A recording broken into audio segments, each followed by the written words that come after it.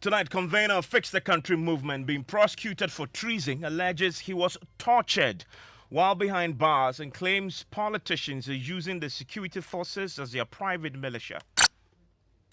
This is Top Story with Evans Mensah.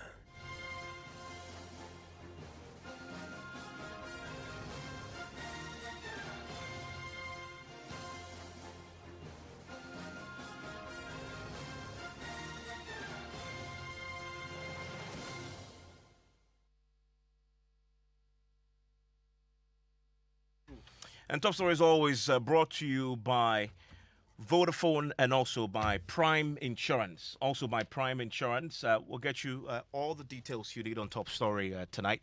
And tonight we are hearing for the first time since he was placed behind bars from Baka Oliver Vomowo. Who is alleging that he was tortured while behind bars. We are also hearing from the government side denying these claims that had been made by Oliver Vomowo in the speech that he delivered yesterday on Facebook and also on YouTube.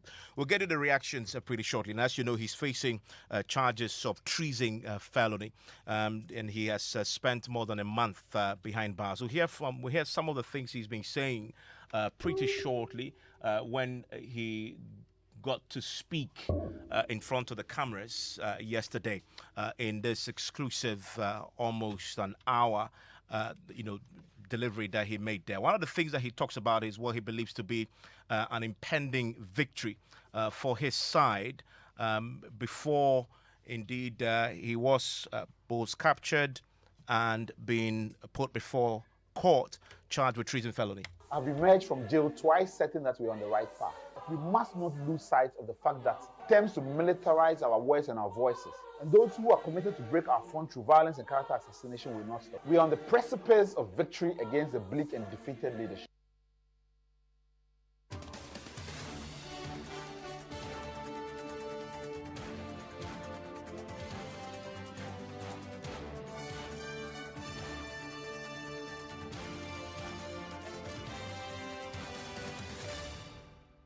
And here's Oliver talking about the security forces being treated as the politicians' personal militia. That they will, at the least opportunity, seize our own words to create fear. They will invoke our collective painful experiences of the brutality of our military past to deflect attention from the fact that they continue to use the military and our security forces as their private militia. They have prevented our democracy from retiring violence. They use it to kill us during elections. When we protest for change. These are not people who believe in our democracy. Our democracy is only convenient for them to enrich themselves through gargantuan corruption. May we never forget that in this republic's life, it is the corrupt and wicked politicians who have ruined Ghana, not young people, not democracy activists, not us in Fix the Country. We love this country. We love it so much that we believe it can become better and it can become fairer. This is why we must not allow them to create the impression that we are somehow less committed to our democratic ideals, that we want violence rather than peace. Violence is their tool, not ours. But we should be vigilant when they use our language to stoke fear and destruction. Fix the Country abides by the law every day, and it will forever abide by the tenets of our democracy. Fix the Country believes in justice. And that is why we ask for a new constitution that better serves our generation. Not one imposed on us through the fruits of a coup d'etat in which they are collaborators of. And here are his claims of torture. As many of you are aware, on Friday, 11th February 2022, I was unlawfully detained by the security forces of this regime, tortured and subsequently held without just cause for 35 days. Most of those 35 days I spent either in solitary confinement or in a jail cell with no ventilation, crawling with bedbugs, cockroaches, and rats, and which was designed for 4 people but ultimately filled with nearly 30 detainees. Within those 35 days, I was exposed to what I can only describe as man's inhumanity to man. I was held in the rotten underbelly of our democracy, the parts of our society which we hide from public view. Persons we treat as if they are not human and do not deserve the protection of law. But also within that 35 days, we saw the real strength and integrity, resilience of our community become vindicated before Ghanaians of all walks of life. We witnessed the power of our ideals and the honesty of our beliefs become tested. We showed our humanity, our love for our country, and our commitment to our democracy. Even when those who are supposed to uphold the law abused it, every day, we showed to the people of this country that we will not cede ground to tyranny and routine authoritarian tendencies.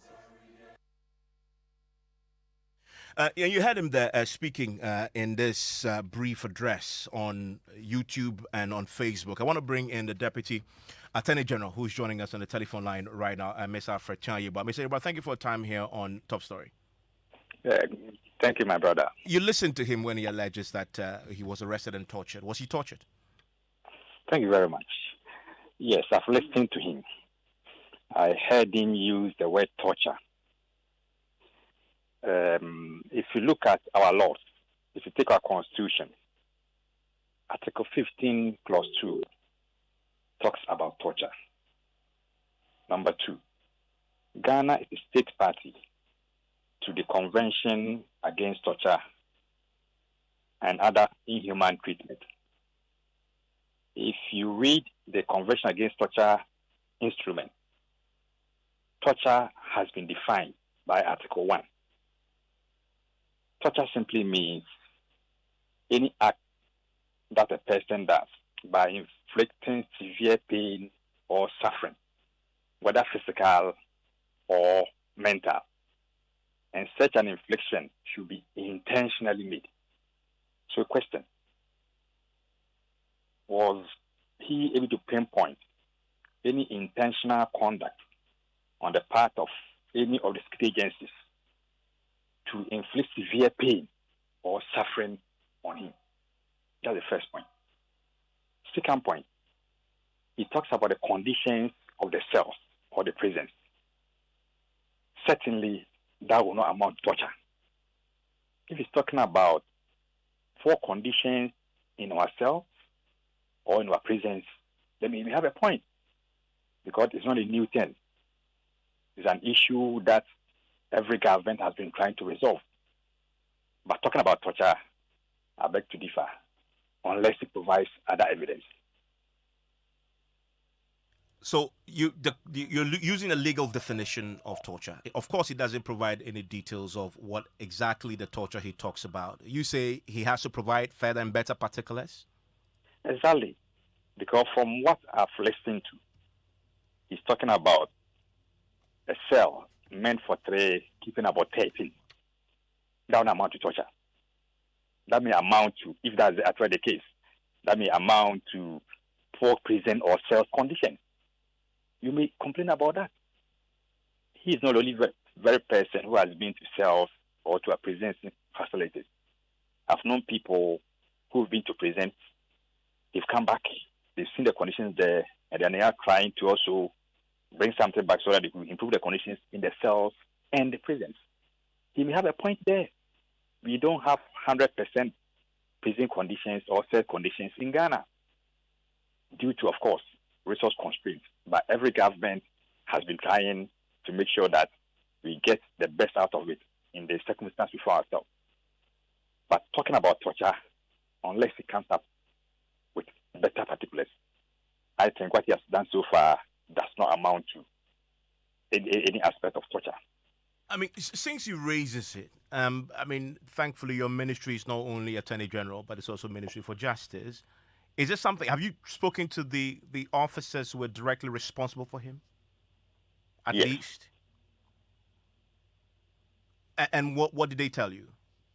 Yes, he was placed in cell. He wasn't the only person in that cell. There were other people in that cell. So when he talks about torture, that's what my problem is. The conditions, definitely, if you are arrested and placed in custody, you may not have an air-conditioned facility. You may not even have a fan. If you are fortunate, you may have a fan. So heat, definitely, you may want to complain about it. Some of us may think that if you have the resources, you have to improve the facilities. But he was not given any facility that you may say was purposely meant for him to inflict pain or suffering on him. he was in the midst of other people who also kept in custody. I mean, if you pay attention to what he says when he talks about the torture, he says he was unlawfully detained by the security officials of this regime, tortured, and subsequently held without just cause for 35 days. Was he manhandled when he was in the cells? In the first place, he talks about unlawful detention. Was he not arrested by security agencies? The answer is yes. After his arrest, or before his arrest, was he not told about the reason for his arrest? Definitely, he cannot say no. Yes. Was he taken to a facility meant for the detention of people arrested? Yes. So how can you talk about unlawful arrest or unlawful detention? He talks about torture, as I said, no basis for the torture. They talk about being held without just cause. Was he not kept in custody pursuant to an order of the court? Subsequently, was he able to, or was he not granted bail pursuant to another order of the court? So all the processes that he went through are processes sanctioned by law. So his case about unlawful detention, torture, being held without just cause is neither here nor there. At least, will you look into these allegations that he's made today, considering that he was in the custody of the state? I mean, you know how the international community has followed this case, and allegations of torture always gets into these international reports, and the way Ghana is looked at. Would you be interested in looking into the allegations that he was tortured when he was behind bars? Definitely. If he provides better particulars about how he was tortured, definitely they still be interested in looking into it. Because as a state, we believe in the fundamental human rights of our citizens and even non-citizens. And if any citizen claims or alleges that his fundamental rights have been violated, in this case through torture, they still be interested in it, provided he provides the evidence that is needed to support his claim of torture. I mean, let's attempt to see if we can get some those particulars from Benjamin Darko, who is a convener of the Fix the Country group. Mr. Darko, thank you for joining us on Top Story. Thank you for having me. Good evening. Yesterday, the convener, Oliver Vomowo, took to the social media to do this address. He alleges torture. It was your a colleague convener. Are you any wiser about the nature of the torture he talks about? With regards to the torture that Oliver was referring to, I would like to not address that issue right now. He'll address it himself in a subsequent presser. So I would like to leave that for him to do in subsequent presses that you'll be releasing soon, which will be out shortly. So he has details of the nature of the torture that he suffered? Yes, he will address that himself.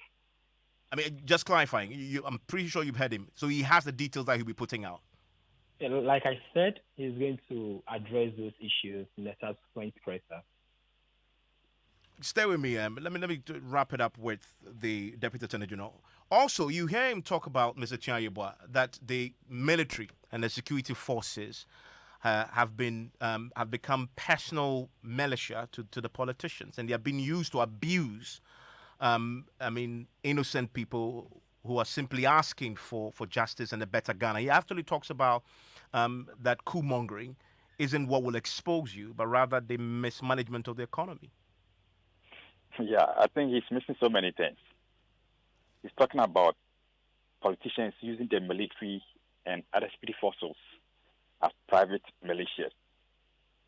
In the first place, there is no politician in this country who is using the military or the security forces as private militias. In any event, no person can raise a private or a militia in this country. If you do so, definitely it goes against the laws of the land. If you see the military or the police, they perform duties as tying them under the laws of the state. I've not cited any private militia having been raised by any politician in this country I don't know whether he may have other evidence that you want to provide. If he shares that evidence, There's evidence in the Presidential Commission of Inquiry into the Ayawaso West Wagon by-election where the committee used the exact word militia in his report. Of course, the government white paper did not, take kindly to that, but that's evidence that the commission found and used those words. Yes, it's true. Those words were used. But is there any evidence to the effect that politicians in this country are using the military and the security forces as private militias? I hope that there's nothing. They are performing their legitimate duties as men and women in uniform. As simple as that. So I cannot understand unless Oliver comes back later as the spokesperson is saying to give us details. In that case, we can interrogate further. Otherwise, it's a word allegation, and this word allegation, we need to get the details of it. Considering that you concede that, yes, the Commission of Inquiry, the Presidential Commission uses that term, it actually points to the fact that is a problem. Whether it has been eradicated or not is a different question. Yes, if there is evidence to that effect. The Commission at least found the evidence. I guess that's why they used it in the report. They were interrogating a specific matter that happened at Ayawaso West. Ayawaso, that issue. So we cannot use that one to say that is the practice elsewhere. Unless there's other commissioner comes up, it's so prevalent in the country that if you go to any other region, you may see politicians using security forces and militias as private militias. In that case, you can talk about it. Otherwise, I don't think you can use that one to say that is the practice in the country. No. And I'm grateful, sir. That is the Deputy Attorney General. He is Alfred Chiayeboah, speaking to us about the allegations by convener of the Fix the Country movement, Baka Oliver Vormawor, that he was tortured while behind bars for 35 days. And as you've heard, there, he says he would need to provide further and better particulars so to trigger an investigation into this. He says he spoke into the officers, and the officers denied that they tortured him. Let's speak to Benjamin Darko, on the convener of the Fix the Country movement. Mr. Darko, yesterday, another thing that Baka Vormawor talked about was the status of the group, and that you guys are now more emboldened more than ever to take on the course of fighting for the betterment of this country. Does that suggest that we are going to be seeing now a renewed Fix the Country movement? You're going to see a movement that is not just charged up, but shed off its kind of fear, because we've gone through the ranks of it. And at this moment, we've gotten to the point where we are not going to cool down our voices or stop talking, because we've seen what the regime can bring against us and how the state can marshal its forces to stand against us. So we are prepared for the battle that is forthcoming, and we are not going to stop till we achieve our goal, basically. So yesterday, Oliver also talks about this impending victory. Here is him making that point. I've emerged from jail twice, certain that we're on the right path. We must not lose sight of the fact that attempts to militarize our words and our voices, and those who are committed to break our front through violence and character assassination will not stop. We are on the precipice of victory against the bleak and defeated leadership. Well, is it precipice of victory? What victory exactly is he talking about there? So take our country beyond the sham that we call democracy currently. That is a victory we are all working towards. That will see a better tomorrow. We will wake up to tomorrow that has a brighter future for us and think about the future generation that will be coming after us. And we feel we are getting closer to that goal. We are not yet there, but we are quite closer to it. I mean, these ideals you talk about, objectives, sound pretty vague. When you say ideals, a better tomorrow, I mean, what exactly is that? I mean, at what point do you realize you are there? So when Oliver was taken through the process of being targeted by the state, I personally went to the police station once or twice. I think I've been there a couple of times. And then even at the court, I went there with a Fix the Country t-shirt. The policeman who saw me decided to stop me from entering into the court because I was in the Fix the Country t-shirt. In fact, I was sent away. And I got a renewed hope that for once, we've gotten a movement that is able to shake both sides of the divide without losing its hand. And to further go forward and clarify it, now we have a true sense of how the state is going to feel like. They have a group of people who talk, and it does not sound like maybe they are belonging to one side of a political divide, or their voices have been captured by a political party. And you agree with me that even in Ghana here, our fourth estate, which is supposed to be the media, does not even have that freedom and the chance to talk without being attacked or being labeled as belonging to a certain political party. And we saw it through Oliver's case, where a French word which could mean like 30 cents was being, hammered down to just mean that the person is trying to call on coup d'etat, which is nowhere close to that. So we are quite certain. First, you need to make sure that the oppressor gets scared. We've gotten to that stage where even when we cough, people tend to say that, hey, you guys are trying to take the democracy away, and you want to kill our state for us, and you guys are whomongers and all that. It's a first point of striking fear into a certain bar system. And that is what we've gotten to. So it's a clear indication that there are certain signs showing that we are going through the right direction and we are passing through the right process. And this will come about, what, through an election? We personally do not believe that changing sides in an election is going to change anything. We keep on saying that both sides of the divide basically share the same idea to make sure our state do not prosper. So it's not just through elections. We are looking at empowering Ghanaians to have a true voice, a voice that respects nationalism first before party stuff. Before we talk about partisan stuff, we talk about nationalism first. So we are looking at empowering Ghanaians to have a true platform where they can find their lost sense of nationalism. And that is what we are targeting. Because the more you bring in So when they find their true sense of nationalism, but with the same crop of leaders at the helm, does that change anything? When you look at several Afrobarometers, I can't really give a code, but the amount of Ghanaians who are interested in even holding their government to account is very, very low. Now, when you are able to pump up nationalism to a certain point, you won't have to say anything. You rise up the next day and you see demonstrations going on.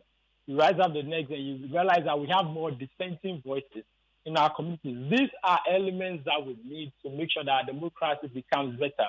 Ghanaians are more lax. We do not tend to take interest in what is happening to our state. There are little to no voices that genuinely talk about issues happening in this country. You look at the directive from the CJ and saying that senior lawyers should get more priority or their case should be prioritized. The two key personalities who are talking against this, Kweku Azar and Azuri Manasseh. Manasseh is not a lawyer. Kweku Azar does not practice in Ghana. And these are the key voices who are talking. Yet so we have lawyers in here. So that's why I keep on saying that. If you have more voices who believe in the national agenda and they believe that Ghana should always be the first, we are going to arrive at a better democracy. We are not interested in breaking our democracy. We are interested in making it stronger, to have better structures that will make the young Ghanaian who is out there know where they need to go to demand for justice and demand for accountability. We have the RTR law. We are trying to use it, but it's still not in the right shape, even though it's been accepted. The implementation is still having several issues. Where even key institutions in this country do not even have anyone in charge of dispensing information to anyone who walks in to request for such information. So we are getting towards it. And there are certain structures that we are trying to lay down to bring more Ghanaians forward. Thank you very much, Benjamin Dako. Another thing that emerged yesterday was how well produced this address was. I mean, really, what message was Oliver trying to send across beyond the words that he uttered, which, of course, some of which very controversial? We had the reaction of the Deputy Attorney General to some of them. Let's bring in political communications analyst with the University of Ghana Business School, Dr. Evans Mensah. Dr. Mensah, thank you for your time here on Top Story. Thank you, Evans, for having me. I believe you've watched what I call the performance of Oliver and the production that accompany him, multiple cameras, etc. Beyond the words, what sense did you get? What was he trying to do there? Absolutely. I think when I watched the production, by the way, that's a multimodal, approach to production. If you look at it, one, he was using symbolic music, genre assassini. Two, he obviously used or chose kinds of words that do not actually say anything, but particularly talk about something specific. Obviously, if you look at the images, as you have actually pointed out, the camera and the way the videos actually come in, it will tell you one thing, that this is a production that is deliberately created to cultivate leadership. For example, you could see, a certain objectives behind it. One, you look at someone that is trying to build a constituency. You could talk about building track record. You could talk about cultivating leadership and followership, especially among people who seek new direction of leadership. You could almost liken this to what I call the Nkrumah journey. I mean, if you look at the way Nkrumah actually carried himself, during his young days, towards his leadership, it was almost resemblance. This particular production is almost a resemblance of that. You could also talk about the way our current, President Nana Addo Dankwa Akufo-Addo, for example, actually carried himself, during those days when he was cultivating leadership. So these are sort of things that we can actually, glean using what we normally call signaling theories, to kind of think about what he's trying to do, from that particular production. So fair to say, he's changed his name now. If the social media handles is Addo Sajifo. Fair to say, if you watch this, you get a sense that he's presenting himself as he says, Ghana is broken, so let's fix it. And here he is, possibly presenting himself as a savior, the guy who can fix it. Is that a fair conclusion to come to when you watch it? I think so. It's someone who's actually clearly demonstrating the so-called new leadership, approach. Now he wants somehow to be referred as so to speak, the poster boy, and that is not to say that that's what he wants to say. I'm trying to analyze from what is actually, putting across, like the poster boy of the new leadership that people are actually seeking.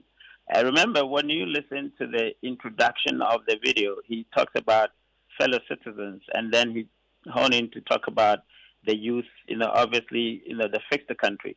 So definitely his target far reaches, or it goes beyond, the fix the country, membership.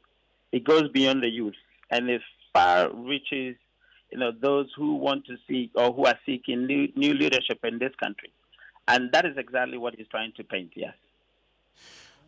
Dr. Evans Mensah, thank you very much for your thoughts on this. What's your own take on the allegations of torture? You've had the government reaction to that, denying that he was tortured, and the claims of being a savior, I guess, and on the back of everything else that they believe is broken. 0551111